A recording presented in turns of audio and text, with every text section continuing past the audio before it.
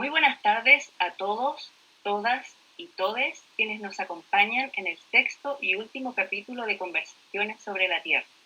Nos alegramos de compartir con ustedes este espacio virtual que realizamos en conjunto con la Biblioteca Fernand de Montesquieu de Palaux del Departamento de Geofísica de la Universidad de Chile, el programa Explora, PAR Explora Región Metropolitana Sur Poniente, el programa Ciencia Abierta y Colaborativa, la Biblioteca Central de la Facultad de Ciencias Físicas y Matemáticas y la Vicerrectoría de Extensión y Comunicaciones de la Universidad de Chile. Nos alegramos de contar con la colaboración de la intérprete en lengua de señas Montserrat Valladares, a quien agradecemos por su valiosa ayuda esta tarde. ¿Cómo estás, Montserrat? Muchas gracias. Bueno, nuestra invitada de hoy es la académica del Departamento de Geofísica de la Universidad de Chile y directora del Centro de Ciencia del Clima y la Resiliencia CR2, Maisa Rojas Corradi. ¿Cómo estás, Maisa? Muchas gracias por acompañarnos hoy para conversar sobre el clima del pasado, del futuro y también del presente. Muchas gracias por la invitación. Efectivamente, el título que le pusimos a esta charla es bien ambiciosa. A ver si logramos abordarlo con algún nivel, por un lado, de profundidad, pero también de simpleza, para que las personas que nos están escuchando entiendan algunas de las cosas que hago yo y que hacen a los académicos del Departamento de Geofísica y también de este centro CR2. Claro que sí. Bueno, y antes de hacer la primera pregunta, quisiera invitar a quienes nos acompañan a escribir sus inquietudes sobre el clima del pasado y del futuro en los chats de las plataformas Zoom y Facebook Live para posteriormente plantearlas a la profesora Maisa Rojas. Maisa, la primera pregunta es, ¿cómo usted llegó a la geofísica y qué es lo que más le apasiona sobre esta disciplina? Gracias. La verdad de las cosas, uno llega, como muchas cosas en la vida, un poco fortuitamente, un poco por casualidad. Yo creo que esta anécdota la he contado varias veces. Yo estaba estudiando física en la Facultad de Ciencias de la Universidad de Chile y estaba, yo creo que en tercero o cuarto año ya, no sabiendo muy bien a qué me quería dedicar, y vi un letrero en el pasillo que buscaba un ayudante de investigación para trabajar en algo de contaminación atmosférica en el Departamento de Geofísica. Y me llamó la atención y escribí un mail, supongo, no me acuerdo, o llamé, o fui nomás al Departamento de Geofísica. Bueno, y resulta que el letrero era viejo, ya había pasado. Y nunca he trabajado en contaminación, pero ese fue mi primer acercamiento a la geofísica.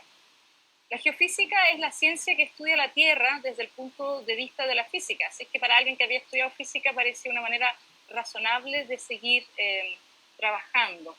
Y a mí me gusta mucho esta imagen de nuestro planeta, en que están las distintas esferas de nuestro planeta, ¿verdad? Está la atmósfera, que de hecho es la esfera más externa, ¿verdad? Y en la cual yo me especialicé, pero también está la litósfera, que es el interior de la Tierra, y muchos de los colegas en nuestro departamento se dedican a esa parte. La biosfera más bien la abordan la ecología, la hidrosfera, el agua líquida, la abordan los hidrólogos o la oceanografía. La criosfera es toda la parte, otra esfera, la parte donde tenemos agua congelada, es decir, los glaciares, la nieve, los mantos de hielo, etc. Y fíjense que en esta ilustración de las esferas del planeta también está la antropósfera, es decir, nosotros los humanos. Yo diría que una esfera que más recientemente se ha incorporado al estudio del planeta. Perdona, me voy a extender un poco aquí, pero esto se lo muestro siempre a los estudiantes, a los que les hago clase cuando entran a la carrera de geofísica, ¿verdad? Y el planeta que habitamos, y yo me dedico solamente a una parte de ella, pero es, bueno, yo lo encuentro fascinante. Es un planeta dinámico en que constantemente se está redistribuyendo la masa y la energía. Y aquí ustedes ven algunos de los muchos ámbitos de los fenómenos que existen y que estudiamos en la geofísica. Yo obviamente me dedico en particular a este, que es el cambio climático. Entiendo que sus dos grandes líneas de investigación, porque la historia continuó después. Me imagino que usted no tenía planeado que se iba a dedicar a lo que se está dedicando ahora. Pero bueno, para no hacer agua fiestas y no echar a perder la historia, en algún momento descubrió o decidió dedicarse al paleoclima y al cambio climático, que son sus dos grandes líneas de investigación. ¿Y nos puede explicar cómo usted vincula ambas disciplinas para realizar su trabajo? Perfecto, voy a intentar explicarlo. Como muestra esta lámina la cantidad de fenómenos que uno tiene que entender y estudiar para entender cómo funciona el planeta en sus distintas esferas y las interacciones entre las distintas esferas. Digamos que esa es mi pasión fundamental, ¿ya? Por eso me dedico a la ciencia, por eso hago clases, entender el funcionamiento de la Tierra. Y entender el funcionamiento de la Tierra en un contexto en que entendemos que los últimos, digamos, 150 años, aunque uno podría argumentar que es más tiempo, los seres humanos estamos perturbando, interviniendo esta Tierra de una manera muy significativa. Y eso me preocupa y me ocupa también. Y entonces, ¿por qué estudiar el pasado? Y lo voy a explicar entonces al tiro por qué estudiar el pasado. Es porque cuando hablamos de paleoclima estamos hablando de la evolución del planeta en el pasado. Y nuestro planeta tiene más de 4.500 millones de años de historia. Y a mí me parece fascinante cada una de esas etapas y de lo que uno aprende de ese pasado para el presente y para el futuro. Lo que ustedes ven acá es un gráfico de temperatura, ¿ya? De temperatura. Mientras más alto está la curva, es más cálido, y mientras más bajo, es más frío. Y en el eje horizontal tenemos el tiempo. A la izquierda está el pasado, y este pasado aquí son 60 millones de años, y por ahí está más o menos el presente, y también aparece en este gráfico un poco de futuro. Entonces, esto es temperatura. ¿Cómo medimos la temperatura con un termómetro? Evidentemente, hace 65 millones de años no teníamos termómetro, pero el clima deja un registro, deja una marca en la naturaleza. Y lo que hacen los paleoclimatólogos es interrogar la naturaleza, interrogar el registro geológico para poder deducir cómo era el clima en el pasado, en particularmente cómo era la temperatura. Y yo me podría extender una hora, un curso entero hablando de este gráfico, y eso hacemos en algunos de los cursos que damos en la carrera de geofísica, sobre cada uno de los detalles que hay acá. Pero yo lo único que quiero que ustedes, con la idea que ustedes se quieren, es que la temperatura, lejos de ser constante, ha cambiado mucho en el pasado. Tenemos periodos, como ustedes ven acá, entre 10 a 15 grados más cálidos de lo que es hoy en día. Tenemos otro periodo por acá, con periodos que eran mucho más fríos, como 5 grados más fríos de lo que tenemos hoy en día. ¿Ok? Así que, lejos de ser constante, ha cambiado mucho. Así que eso es algo que nos enseña el paleoclima. Pero hay algo más, porque hasta ahí entonces uno dice, ok, ya, entonces el clima ha sido cambiado, vendría siendo ¿Por qué, verdad? ¿Qué es lo que ha hecho que cambie? Ya. Y esta figura es bien parecida. Nuevamente tenemos tiempo en este eje, pero aquí lo que tenemos son concentraciones de CO2 en la atmósfera, ¿ya? Que podemos medir. Y es más o menos, no es el mismo trabajo, así que es más o menos la misma escala. Y nuevamente, sin entrar en mucho detalle, vemos que la concentración de CO2 en la atmósfera también ha cambiado en el pasado. ¿Ya? Dos grandes funciones del paleoclima acá: pasado, presente y nuevamente futuro imaginado. Ahora, cuando ponemos estas dos gráficas en conjunto, si bien al ojo nomás, uno ve claramente que existe una relación en que en el pasado el planeta ha estado cálido cuando tenemos altas concentraciones de CO2 en la atmósfera y estaba más frío cuando las concentraciones han sido más bajas. Y fíjense, toda esta parte, que es el futuro en estas gráficas, nos muestra lo mismo. Y ese futuro obviamente no existe todavía. ¿Cómo lo evaluamos? Con modelos, que es la gran herramienta que de hecho a lo que yo me dedico. Yo me dedico a trabajar con modelos que uno corre en computadores. Los modelos nos dicen, bueno, si las concentraciones son muy altas, las temperaturas van a ser muy altas también.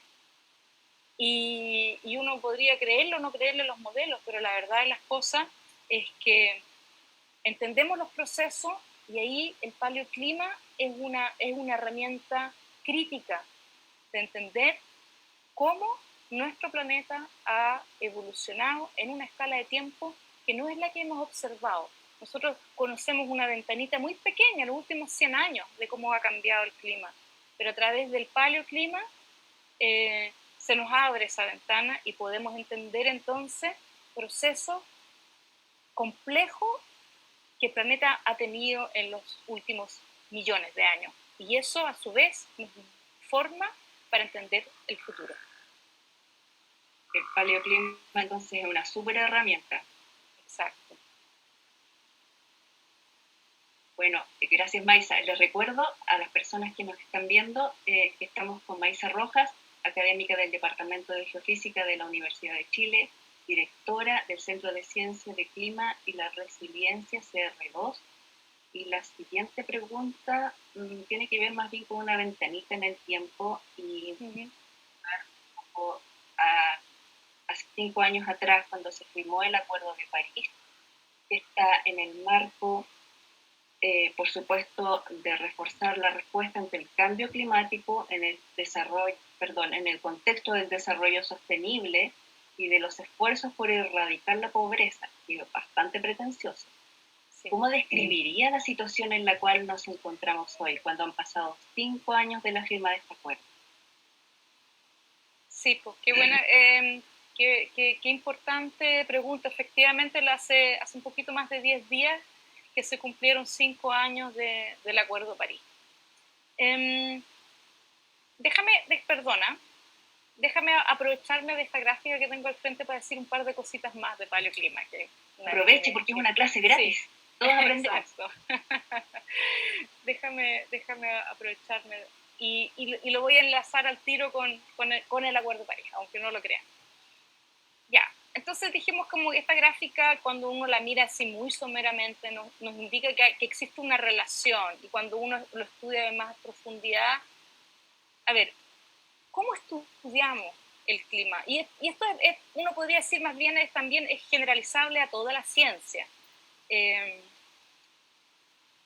La estudiamos observando, con observaciones, y todo esto de aquí son observaciones. No son observaciones con un termómetro, un pluviómetro, con estos instrumentos modernos que tenemos, pero son paleoobservaciones, paleoreconstrucciones. Tenemos observaciones.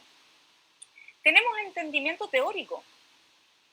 Estamos hablando de física 18 del siglo XIX que nos explican estas relaciones.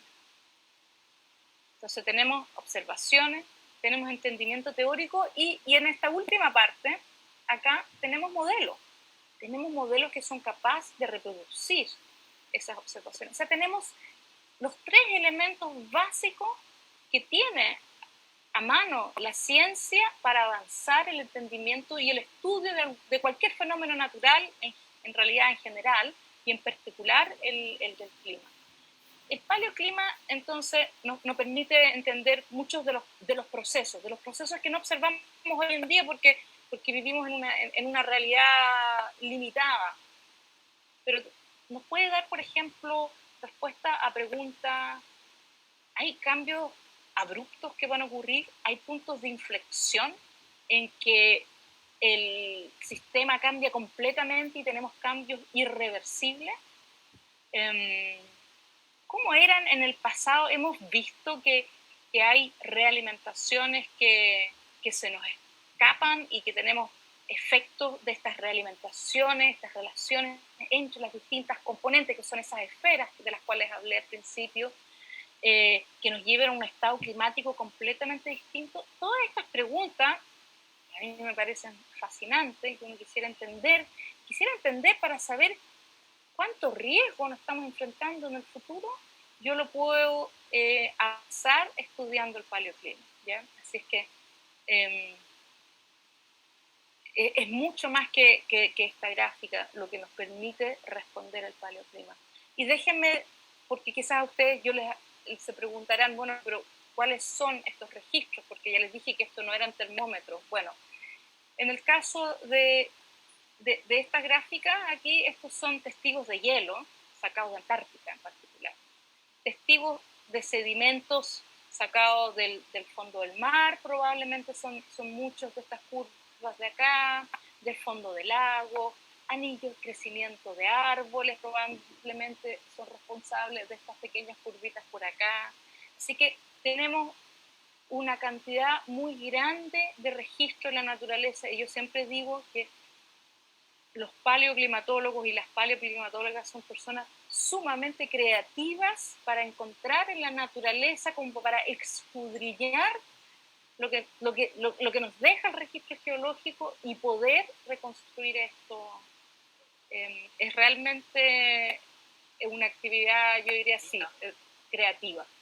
Ok, habiendo dicho eso, entendiendo entonces que la ciencia aquí es muy completa, todas las líneas de evidencia nos están apuntando hacia que estamos en un problema. Hace 25 años se crea la Convención Marco de Naciones Unidas sobre el Cambio Climático.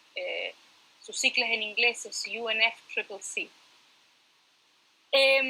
Y la convención y las partes, que son los países, se juntan todos los años en estas reuniones que se llaman COP, que a estas alturas ya probablemente todos sabemos lo que significa, porque la COP25 iba a ocurrir en Chile el año pasado. Desde el año 2015 se juntaron en la COP21 y lograron firmar un acuerdo histórico llamado el Acuerdo de París. Y ahí hay una foto en que salen, después de arduas 2 semanas, poco sueño, día y noche de discusión, la felicidad de haber logrado este acuerdo. Y leamos qué significa este acuerdo. Aquí está el artículo 2. El artículo 2 determina el objetivo del acuerdo, que es mantener la temperatura mundial muy por debajo de los 2 grados con respecto a los niveles preindustriales y proseguir los esfuerzos por limitar el calentamiento a 1,5. Fíjense que el objetivo del Acuerdo de París habla de temperatura, así que de la figura que yo les mostré recién, que hablaba de temperatura, tiene harto que decirle al Acuerdo de París. Bueno, ya lo dije, es un resultado histórico, demuestra una intención política mundial. Realmente estamos en un mundo de mucha felicidad, porque pocos años antes las cosas se veían harto más negras. Lamentablemente, pocos años después, el mundo no avanza de manera lineal en una dirección positiva, porque como todos podríamos estar de acuerdo, tiene unos cambios que uno hace muy poco tiempo no podría haber previsto.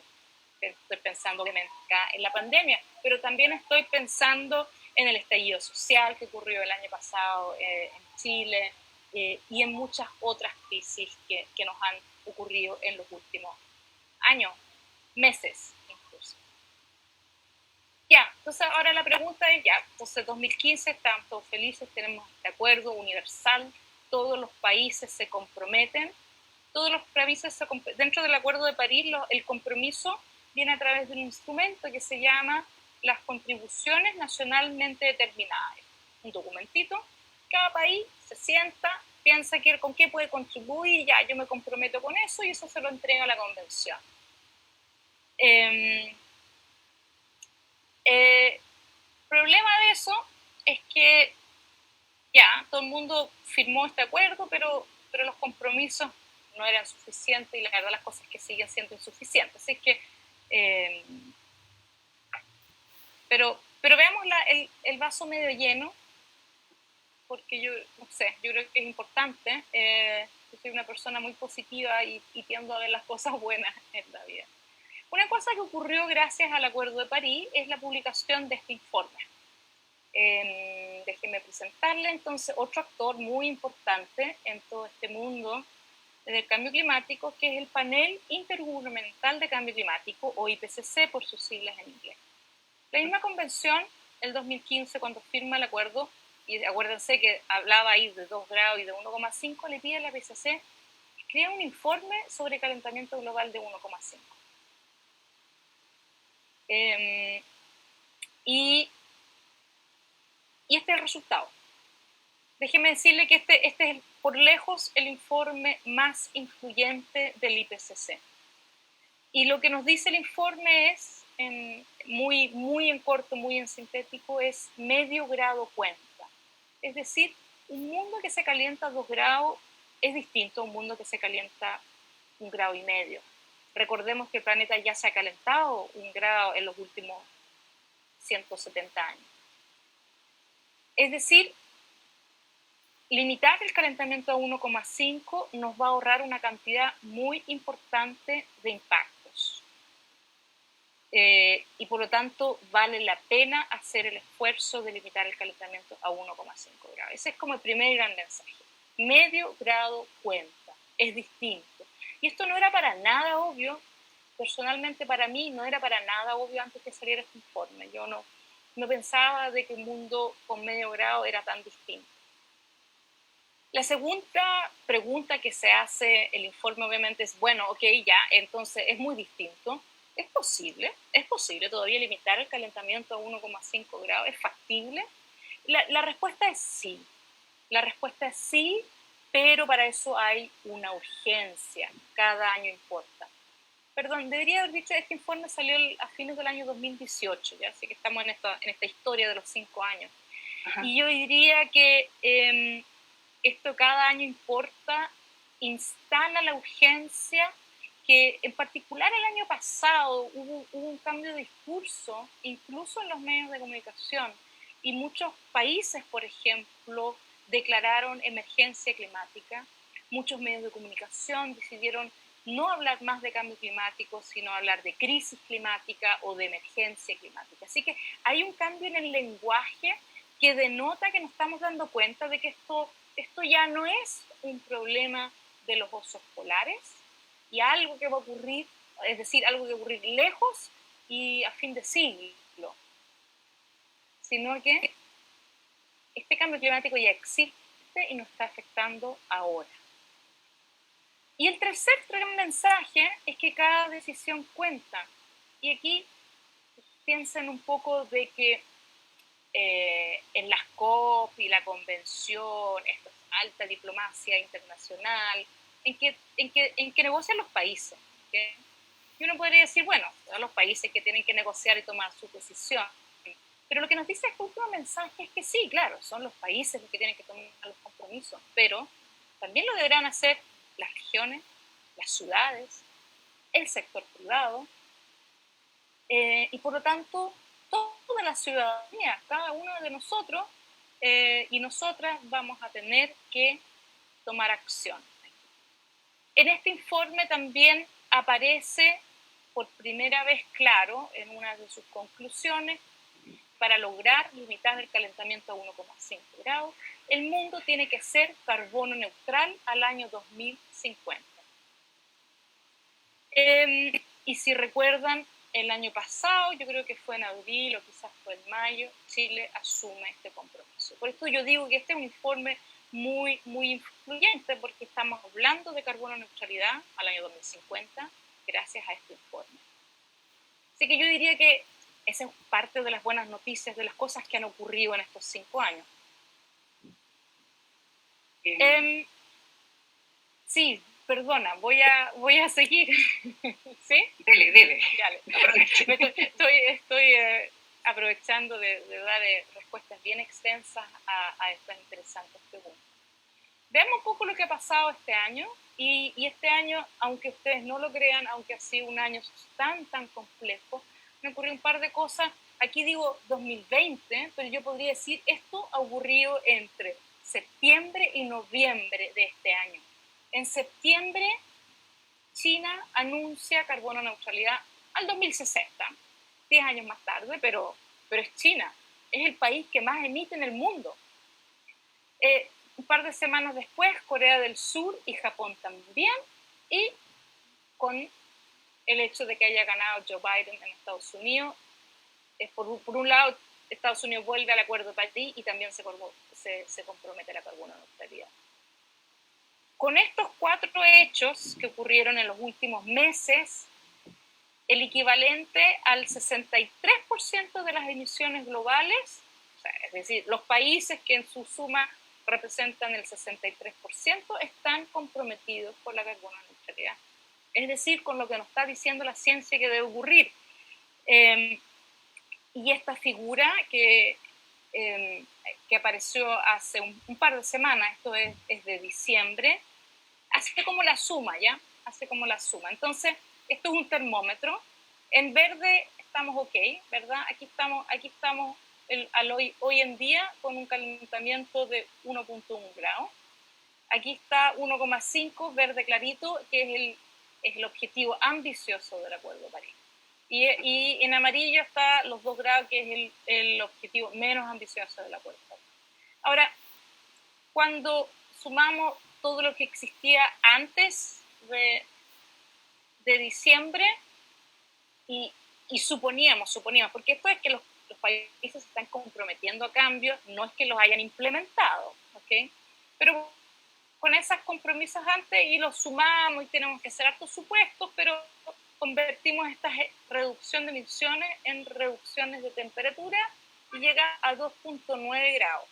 No muy bueno, pero lo que calcula este sitio es que si se toman todos estos compromisos y se hace de la mejor manera y efectivamente todo el mundo implementa como corresponde, llegamos a 2,1 grados.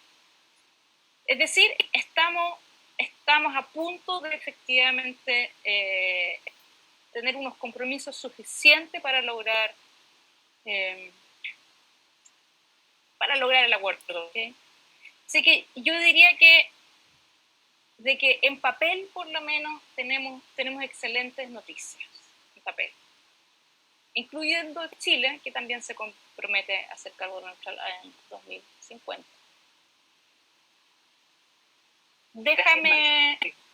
Sí. Otra ya. Dale con tu pregunta, porque yo voy a terminar con esto, porque esto es como el qué es lo que ocurre de aquí y qué ocurre después. Sí, le iba a preguntar por sus expectativas ante el próximo informe del Grupo Intergubernamental de Expertos sobre el Cambio Climático, del cual usted forma parte, que me imagino que está muy ligado a su optimismo o sus expectativas. Ya, bueno, la verdad es que no puedo decir nada porque ese informe todavía es confidencial y no está listo todavía. ¿Pero qué le gustaría? En marzo se entrega la última versión y en algún momento a mediados del próximo año se le entrega a los gobiernos, se tiene que aprobar y con eso se publica. A ver, como dije, el informe de 1,5 era un informe que fue muy, y espero haberles demostrado, muy, muy influyente, que por un lado es esperanzador porque nos dice que todavía es posible lograr el objetivo más ambicioso del Acuerdo de París. Por un lado muestra las factibilidades, pero también nos dice de urgencia. Y han pasado 2 años ya, y las cosas todavía no, o sea, todo lo que les conté recién son planes en papel. Hay una urgencia y se nos están yendo los años, los años con que tenemos que llegar a cero.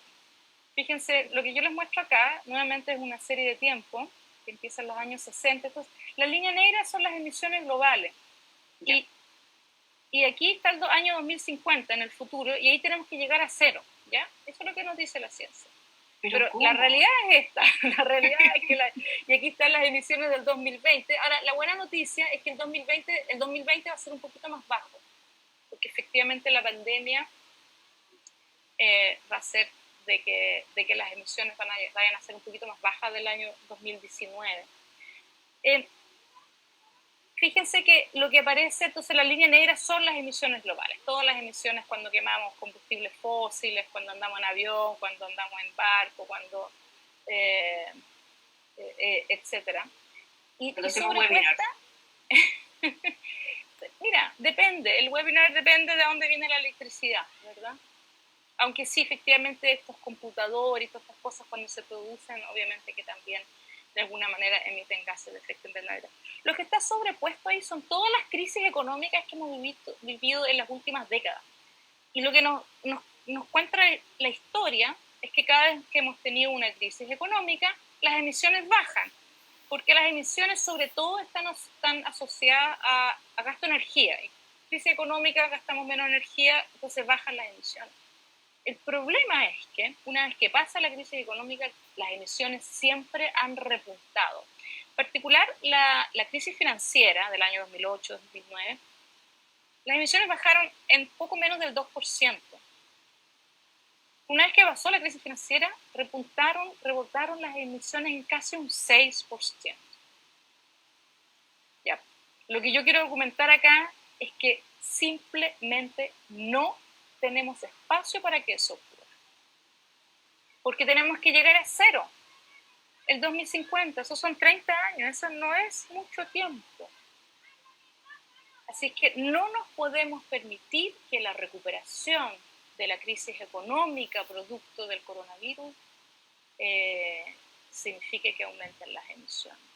Y la verdad las cosas es que no debiera, porque tenemos a toda Europa, a todos los grandes países emisores comprometidos con la carbono neutralidad. Así es que la recuperación económica de nuestros países, incluida la de Chile, debe estar alineada con esa ruta, con esta, que también, de hecho, nos indica que al año 2030, es decir, en 10 años más, las emisiones más o menos tienen que haber disminuido a la mitad. Así que ese es el gran mensaje de las cosas que tienen que ocurrir en los próximos meses y en los próximos años. Y hay esperanza para que eso ocurra, pero la tarea es grande. Sí. Bueno, antes de ir con la última pregunta, les recuerdo a las personas que nos están viendo que pueden dejar sus dudas y comentarios en el chat de Zoom y en el chat de la transmisión por Facebook Live. Y esta última pregunta es sobre el proyecto de ley de cambio climático, porque usted es una de las asesoras, entiendo, y me gustaría saber cuáles son los principios, instrumentos o contenidos que deberían formar parte de esta ley. Gracias por la pregunta. Mira, lo primero que debiera decir es que lo que hace la ley es dejar, bueno, valga la redundancia, en una ley nuestro compromiso de carbono neutralidad. Ese es el centro de la ley. Y en ese sentido, espero haberlos convencido de que como esto es urgente, también es urgente tener una ley que deje eso escrito en el cuerpo legal del país de la carbono neutralidad. Y lo que hace además de eso, ese es el artículo como fundamental de la ley, es dejar por escrito entonces el compromiso de carbono neutralidad, porque podría ser de que cambie el gobierno y decir, bueno, pero sí, efectivamente nos comprometimos, pero eso fue el gobierno anterior y no me interesa eso, ¿verdad? Hemos visto en otros países que eso puede ocurrir, a pesar de que en Chile el enfrentar el cambio climático es un tema que genera alto consenso. Y fíjense, y esto uno lo puede interpretar de la misma curva que les muestro acá. Vamos a estar, cuando nos comprometemos a la carbono neutralidad al año 2050, vamos a estar ocupados los próximos 30 años en llegar allá. Y eso no lo hace solo el Ministerio de Medio Ambiente, ni lo hacen solo los científicos, eso lo hace la sociedad chilena en general. Se nos vienen 30 años de transformaciones muy profundas y de transformaciones buenas. Si se hace bien, van a ser transformaciones que van a darle otra cara al país, un desarrollo que va a ser sustentable. Entonces, esta es una ley muy importante. Entonces, como digo, la parte central es que consagra entonces la carbono neutralidad en el cuerpo legal, y el resto es que articula un montón de instrumentos que ya existen, obliga a los otros ministerios a que tengan que hacer su parte, y en ese sentido es una ley marco que yo creo que va a ayudar a que el Estado completo se suma a esta trayectoria a la carbono neutralidad. En ese sentido creo que es súper importante. Y no me acuerdo si me ibas a hacer esta pregunta con mi rol en la COP25 o no, pero... Por supuesto. Sí, pero ya, entonces te dejo hacer la pregunta primero y después respondo.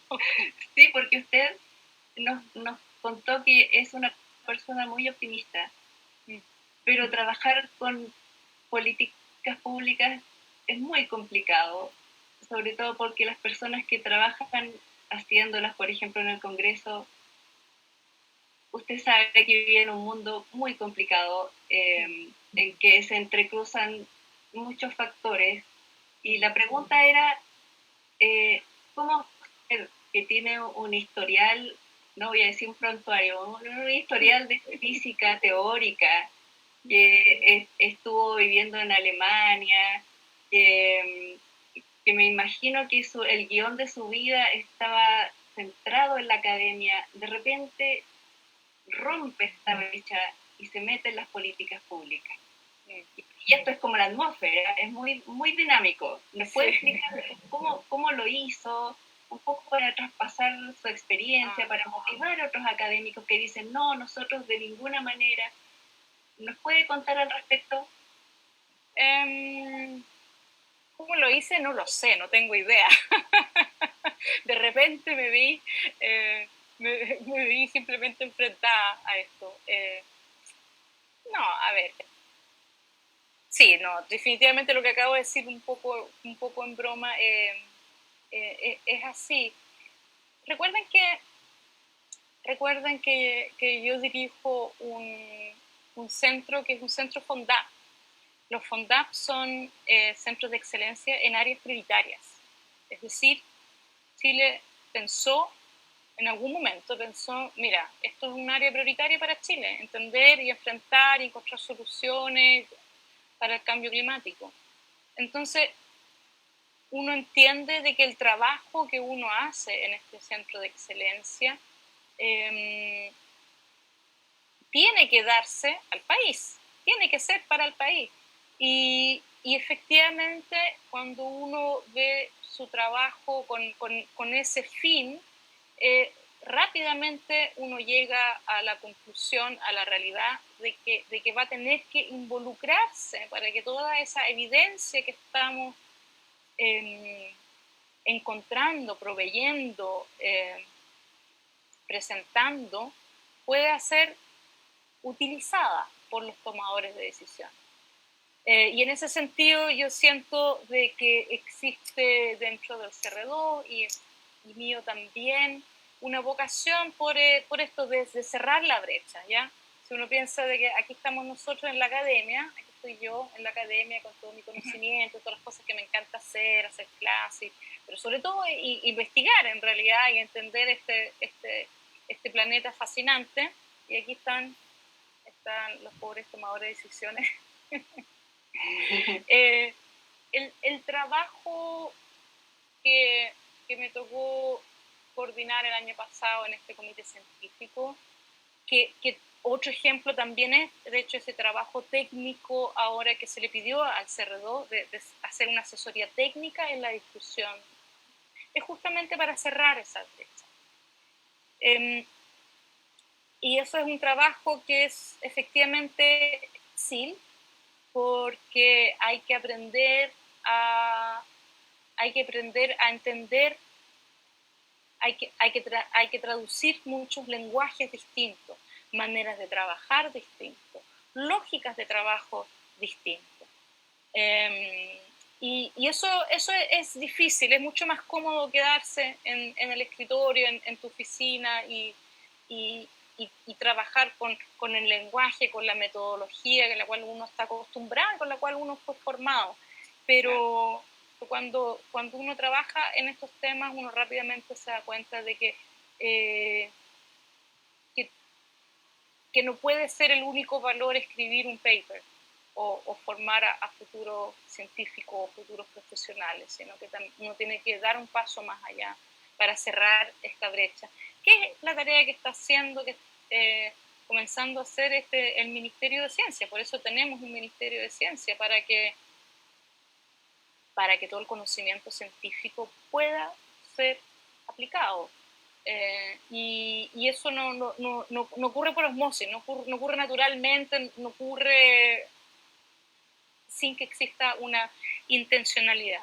Y fíjate, déjame quizás terminar con esto, pero incluso en la ciencia, y en la ciencia del cambio climático en particular, porque entendemos que nos estamos enfrentando a problemas tan complejos. Acuérdense de esa primera lámina en que yo les mostraba las esferas de nuestro planeta, que incluso incluía la esfera humana, la antropósfera.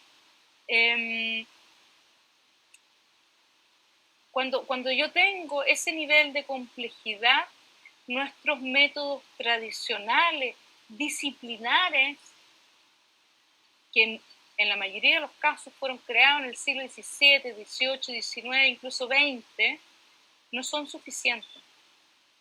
No son suficientes. Pensemos de nuevo en la pandemia. Incluso yo diría que yo personalmente, marzo del 2019, dije, bueno, este va a ser el año de los epidemiólogos. Y los virólogos será, ¿no? Pero efectivamente la gente... Pero a punto andar nos dimos cuenta que también necesitábamos a los expertos en datos, ciencias de la computación, los psicólogos, la psiquiatría, problemas de salud mental, la economía, la fluidinámica. O sea, es un problema, la pandemia, nuevamente, un problema tan complejo, igual que el cambio climático, que requiere de muchas miradas. Y para crear ciencia que requiere de muchas miradas, de muchas disciplinas, y hacer interdisciplina, incluso transdisciplina, lo que se debe hacer es hacer una co-creación de conocimiento, que no tampoco se hace en solitario, tal como yo me fui formada en mi laboratorio o en mi oficina frente a mi computador. Así que esto de cerrar la brecha es un desafío no solamente para poder lograr de que mi evidencia pueda ser utilizada para poder tomar las mejores decisiones, sino también para proveer una ciencia que pueda dar respuesta a estos problemas tan complejos como es el cambio climático o, sin ir más lejos, la pandemia que todavía nos está afectando a todos y todas. Con respecto a esto mismo de cerrar la brecha, ¿hay algo que le haya sorprendido en este camino de trabajar con personas que no son estrictamente del área de la investigación, por ejemplo, los tomadores de decisiones? ¿Hay algo que le haya sorprendido o algún aprendizaje? Bueno, los aprendizajes ya los mencionó, pero algo que le haya sorprendido. Sí, yo diría que a mí lo que más me... Mira, la verdad las cosas es que esto... sí. Para alguien que ha sido formada y que ha vivido la mayor parte de su vida como muy centrado en la cabeza, en esta parte, y menos acá y acá, la importancia que de verdad que no se puede subestimar de la creación de confianza para avanzar en cualquier actividad humana, finalmente. Porque la ciencia también finalmente no es otra cosa que una actividad humana. Y la creación de confianza entre distintos actores es absolutamente crítica. Y es como raro si uno lo piensa, cuando uno piensa que lo que yo voy a aplicar acá van a ser mis conocimientos científicos. Finalmente, lo que más ha tenido que aplicar son más bien el conocimiento de psicología, de psicología humana, de relaciones humanas finalmente, para generar las confianzas, justamente para poder cerrar esa brecha, para poder trabajar en conjunto. Yo diría que eso ha sido lo que más me ha sorprendido. En algunos casos eso funcionó porque uno se conocía, porque habían personas, pero en otros casos existía mucha desconfianza entre científicos, entre sector privado, entre los tomadores de decisiones del sector público, y romper esas desconfianzas, es un trabajo que no se hace de la noche a la mañana y en las cuales todavía estamos, la verdad de las cosas. Interesante. Porque piensa que el prejuicio contra los científicos del otro lado es grande también. Y el prejuicio que probablemente tiene harto de asidero, ¿verdad? De que hablamos en complicado, de que vivimos en otro mundo, de que no tenemos ninguna conexión con la realidad. Todo eso es verdad también. Entonces, existen muchos prejuicios de nuestro lado como del otro lado también que tiene que sobrellevar para avanzar. ¿Le parece si vamos con un par de preguntas del público? Dale. Mire, Marcela Rojas pregunta, ¿existe alguna relación entre el cambio climático y la desigualdad socioeconómica? Muy buena pregunta. Y la respuesta, lamentablemente, sí. A ver si la logro responder rápidamente.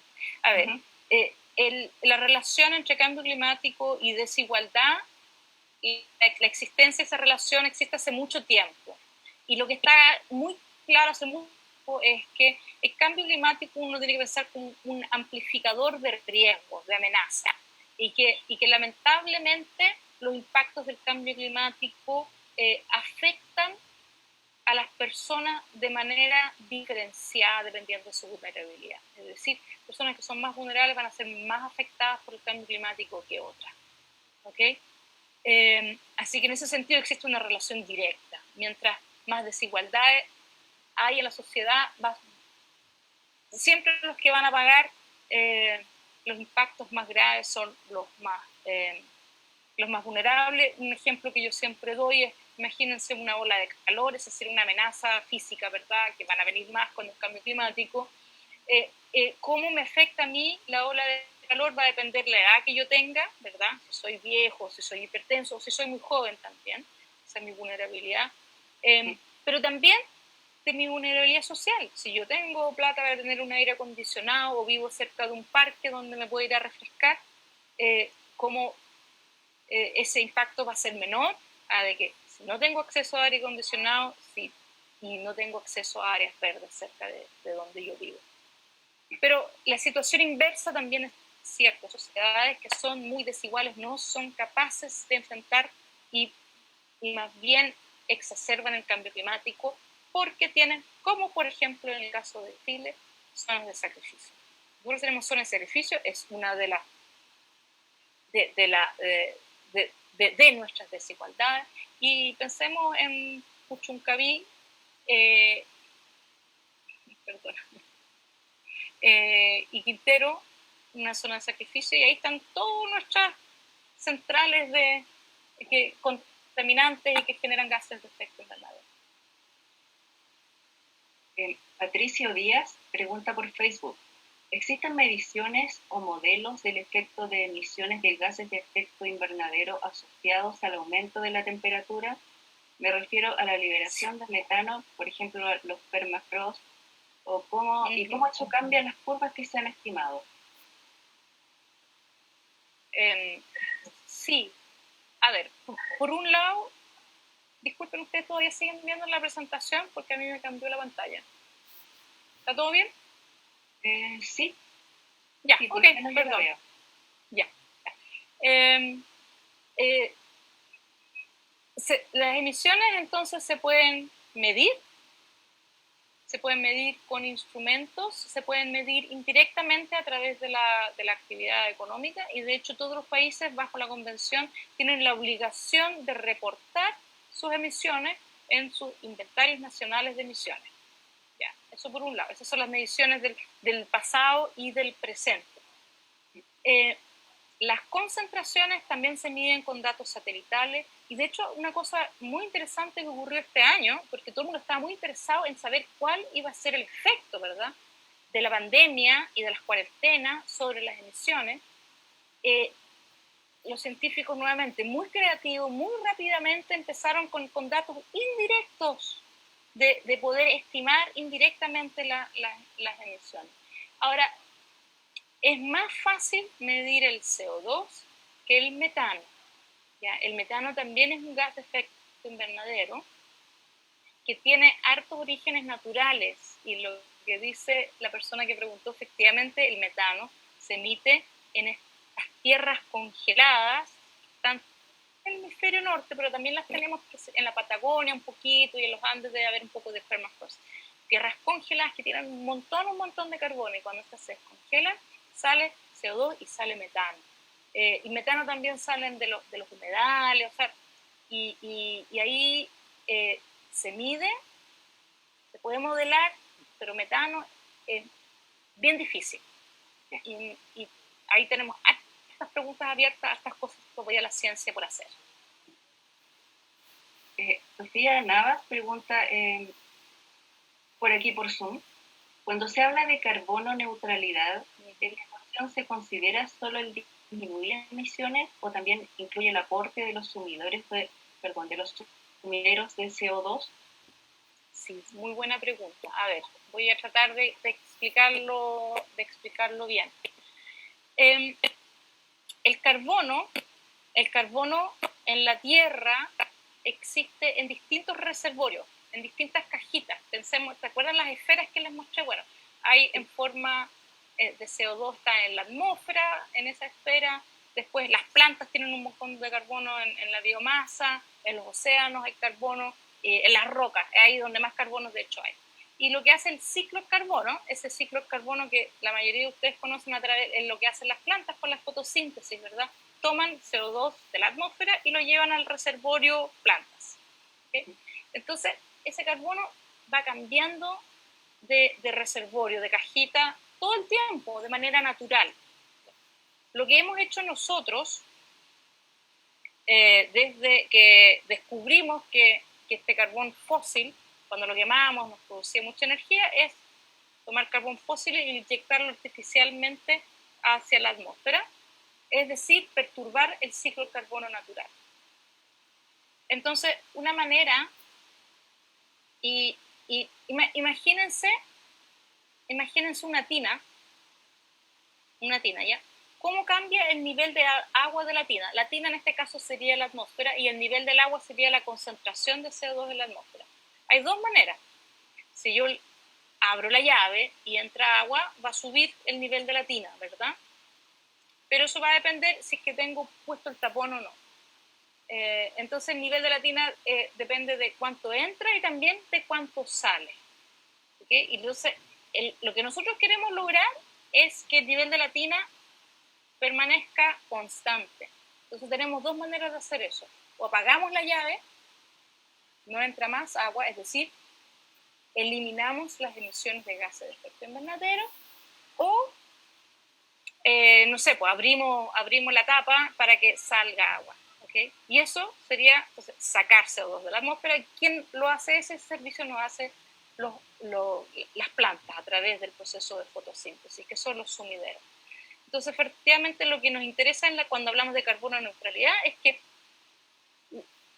lo que tengamos que emitir esté balanceado con lo que la naturaleza nos ayuda a sacar. Entonces, hay que reducir, y lo que no podamos reducir, las plantas nos van a ayudar a través de la, por ejemplo, reforestación o aforestación, de sacar CO2 en un montón de soluciones que denominamos soluciones basadas en la naturaleza. Uh-huh. Y una última pregunta, también desde Facebook, porque estamos cumpliendo el tiempo ya. A su juicio, ¿cómo debiera una nueva constitución política incluir el tema del cambio climático? Muy buena pregunta.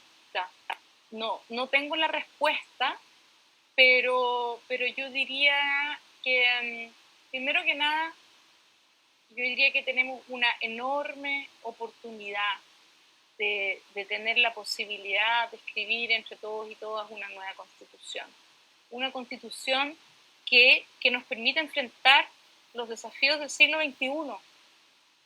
Esos desafíos que conocemos hoy en día, que en el año 80 no conocíamos y probablemente en el año 2000 tampoco todavía lo teníamos muy claro. Hoy en día tenemos muy claro de que el cambio climático es el telón de fondo de todo lo que tengamos que resolver como sociedad chilena en este siglo. Entonces, no sé muy bien cómo debiera estar incluido, pero ese conocimiento debiera verse reflejado en la Constitución. Probablemente a través de algún principio de cuidado, de reconocer de que la naturaleza, de que dependemos de ella, de una nueva manera de relacionarnos con la naturaleza, que vaya más allá al derecho de vivir en un medio ambiente libre de contaminación, ¿verdad? Que eso sí está, de hecho, en la naturaleza, está en la Constitución actual, pero eso, yo creo que debe estarlo, exactamente cómo dejémoselos a los constituyentes, pero debe estar. Uh-huh. Bueno, Maisa, le agradezco muchísimo por su participación, por la clase que nos hizo,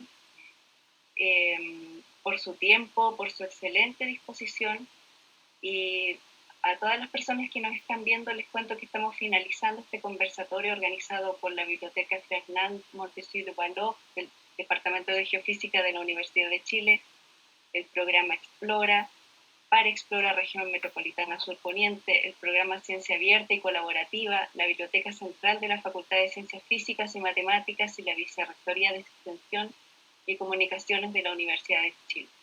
Sin duda ha sido una conversación muy interesante la que hemos tenido con nuestra invitada, Maisa Rojas Corradi, y le agradecemos por su tiempo. No sé si quiere agregar alguna idea final. No, y gracias por la invitación.